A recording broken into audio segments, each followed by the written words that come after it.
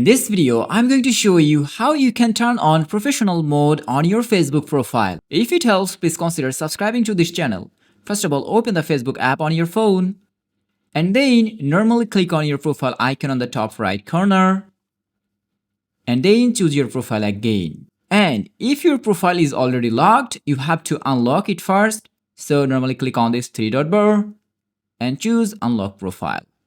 And from here, click on this unlock your profile, and OK. So we have unlocked our profile.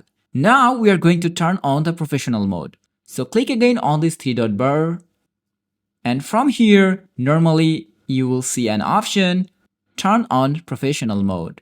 So click on it, turn on, click on this next button again, next, and from here choose public, next, and finally choose confirm. Next again, next. Now you can add a frame on your profile or you can avoid it. I'm just ignoring it and then clicking on this next button, and that's it. If you click on this go to professional mode, that means now your profile has been entered to a professional mode. So if anyone visits your profile right now, it will be shown like this way. So the follow button will be visible to them. So that's all about today's video. Thanks for watching. Allah Hafiz.